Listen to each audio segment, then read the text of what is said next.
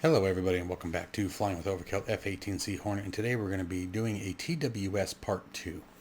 After watching my first video and getting some feedback from the community, it became apparent to me that there were a couple things that I missed that I really did need to go over. So we're going to talk about a few of those. Hopefully this will be a fast one where we can just get the information out and move on to the next segment. Alright, so without further ado, let's go ahead and jump in after it. So let's go ahead and zoom in on our attack radar here. Alright, let's get some contacts up in the air and moving.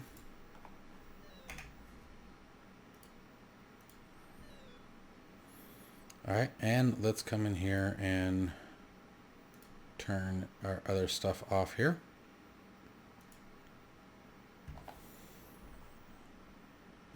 And make it our sensor of interest. Okay, so the first thing I want to talk to you guys about today is the bricks.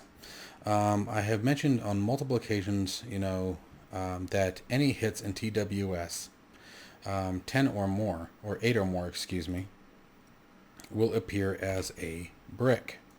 Okay, and in order to accurately demonstrate that, let's get 8 or more targets up, shall we?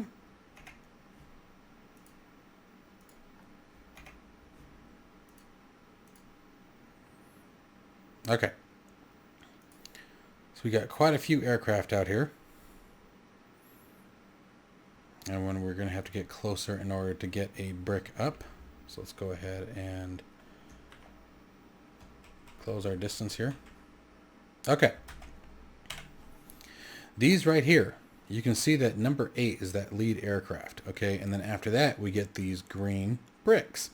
Okay, anytime that you have 8 or more contacts while in TWS mode, anything above 8 will appear as a brick, and only if this hits box is highlighted.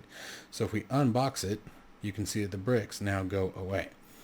Alright, so that was the first thing. Second thing is, we talked about our LNS and our DT2, but I didn't tell you guys what all these different numbers mean. These are the ranking of contacts currently being displayed on the attack radar. Okay, so you have your primary, your secondary if you have designated, and then 8 highest priority or highest ranked contacts following that, and those numbers will change based on the aircraft's or contact's positions, as well as the what you do, employing your weapons and things like that. All right, so that's what the numbers mean on there. The other thing, it's important to remember that through these last 2 tutorials, we have been turning IFF and our data link system off. Okay, as far as what the radar displays. So these HAFUs indicate that these are basically hostile, ambiguous, friendly, or unknown. Basically, these are undetermined contacts. We don't exactly know what these are, even though we've designated a LNS here. Okay, so if we go into our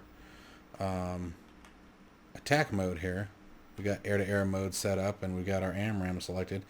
This is a square box. It is important to understand something, and I missed this in my other 2 tutorials, and shame on me for this, but I hope everyone who has watched those is catching this. Square box typically means friendly or unknown. Okay, I just happen to know these are hostiles because I made the mission. Okay, but it's important to really be cautious when firing at a square box, because it's either unknown or it's a friendly. Okay, a hostile would be indicated by a diamond. Okay, so basically turn this box up on its tops, and on its points, and you've got what you need. The last segment that we need to talk about today that I did not mention previously is the auto versus manual. Now, we sort of touched on manual in describing how to move the azimuth bar with the TDC. In manual mode, wherever I move the TDC, that will be deemed as the center of the azimuth scan. Okay? However, you also have, as long as an LNS is selected, a launch and steering is selected, so we have a primary target with a diamond here. As long as that is selected, you can go into auto.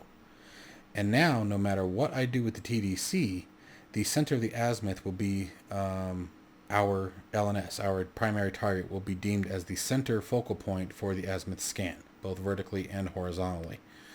Okay, and that's why you can see that the vertical pitch has changed, right? This is normally the center of the vertical scan range, and now it's dropped a little bit because they're below us. We're up at 30,000 feet, and they're down at 10.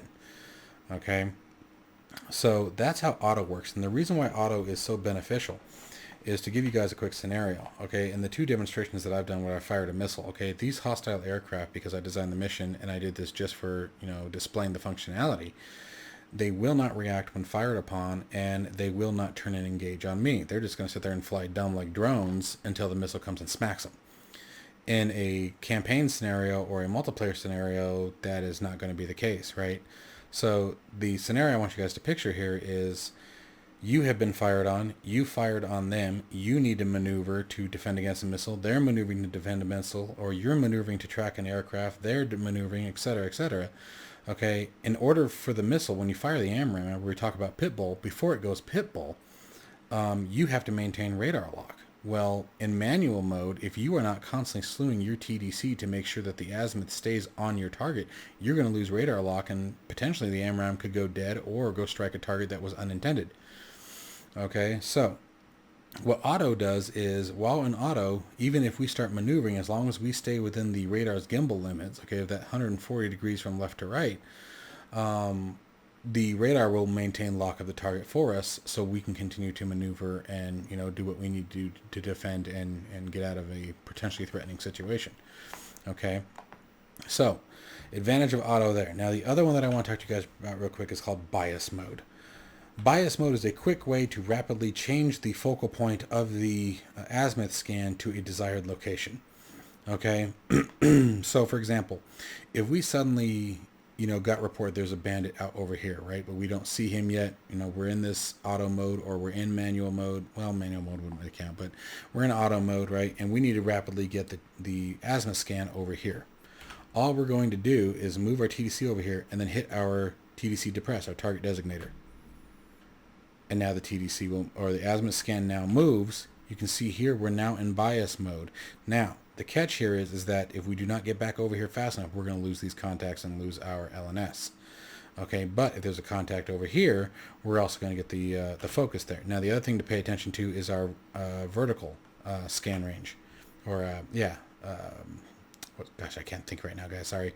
Our vertical scan has now gone back to the default center. This is the center point for the vertical scan, where when we were on auto, it was down lower, maintaining the 10,000 feet as its vertical scan center. Okay, so, and then to get out of it, the only way I found to get out of bias is you have to come over here, hit the button. Okay, reassign our target here. And then now we can go back into auto. Okay, the last question that was thrown on the table for me is, and someone did answer this, but I want to make sure I throw it out here on the video as well. And thank you for the gentleman who answered it. But real quick, the question was, can you simultaneously fire two AMRAAMs back to back, or do you have to, you know, give them time? And the reason why they're asking that is, for those of you who don't know new context, is in my previous tutorial, which, by the way, if you guys haven't seen that, there is a link for it in the description below. I highly recommend you watch that, then watch this, and it'll give you more context. But anyway, for anyone else, the deal is that I fired a missile, okay, and then I waited a few seconds and fired the second one. So the question was brought to me, can you fire them simultaneously in rapid succession? And the answer is absolutely yes, you can. Okay, and you can continue to track both missiles' information on the HUD as long as you switch back and forth to your primary and secondary. Actually, no, disregard that. That is not true. Sorry. The only information you will get on the HUD is the last fired missile. Okay, so if you fire 3 missiles, the third missile is all it's going to display on the HUD, but you can track them down here on your radar attack screen. Okay, and again, sorry guys, I am tired. It's been a long day. It was definitely a Monday, to say the least. So let's see here. I'm going to bring the radar scan range down. Let's go ahead and employ some weapons here. I'll show you guys real quick what we're talking about. So we've got our secondary designated here. All right. Now what we're going to do is unlock our screen, zoom our stuff back out here. And it looks like we might have actually lost the DT2, which is fine because I actually clicked when I didn't want to click.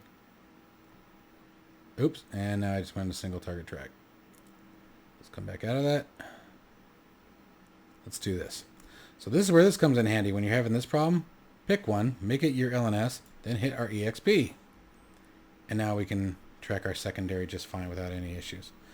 And also, if you find that you're hitting this and you're adjusting the scan range, notice that nothing's changing. But if you get out of EXP, it does. Okay, it's the EXP that's holding you back. Because I do that a lot. I go into EXP and I forget to get out of it. Okay, so once again here, let's go ahead and close the distance. All right, we're watching our range indicator. We're just approaching our max here in just a minute.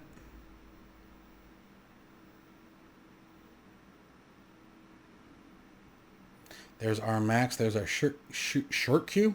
There's our shoot cue. Give it a little bit longer here.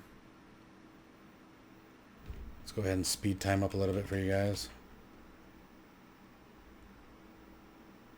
We want to be close to turn no escape, but we don't have to be right on it.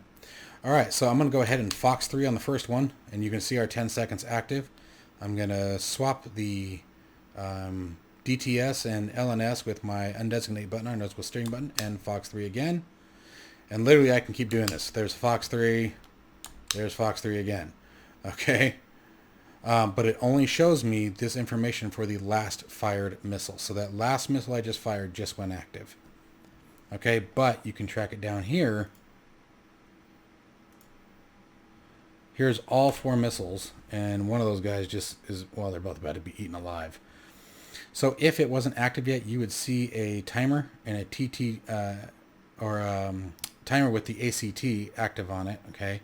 And then actually if you go into range while search, if you're doing a single target track, it will actually show you the timer here on the HUD.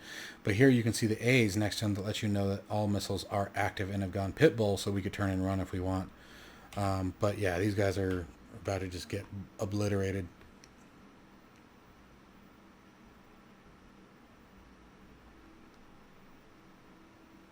At this point, we can turn and maneuver and watch the incredible debris falling from the sky. All right, well, that is the short and sweet that I really wanted to add from the previous tutorial that I didn't really get to because I wasn't paying attention to what I was saying. I'm trying to think if there's anything else that I really need to discuss with you guys at the moment. I think we got everything. Going through the data, making sure I didn't miss anything for this. I think the only thing I'd want to show you guys is if we come back up here, turn back towards our targets.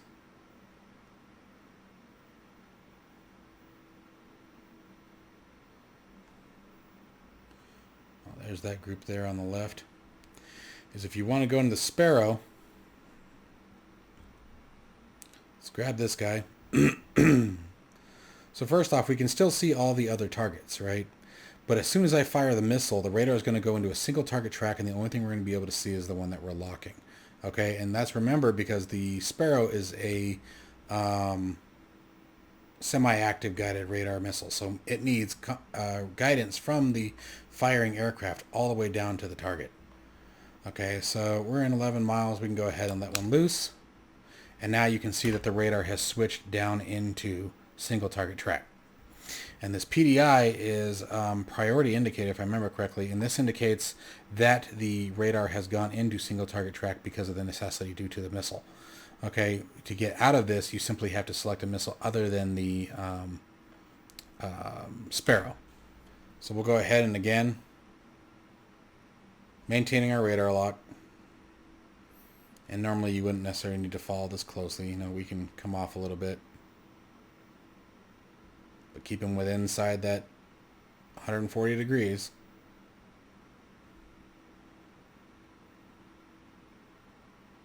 Watching for the impact. And there's that timer on it. And boom. And lost indicates that the missile contact has been lost, which makes sense because it was destroyed. All right, but now you can see that once the missile was destroyed and we're no longer tracking, we have come out of that PDI. Okay? Let's go ahead and bump everything back up here.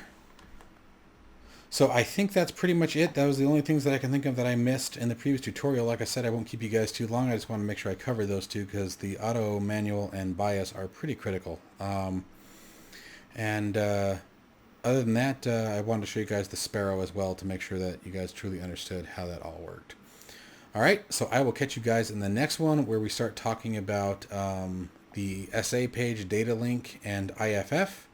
And then finally, we'll come back to the radar and take a look at LTWS, which honestly is very, very easy once you understand range while search and track while scan. You'll be able to see the similarities right away on your own, but there are some things that LTWS can't do that only TWS can provide, okay? All right, so I will see you guys in the next one. Have a good night.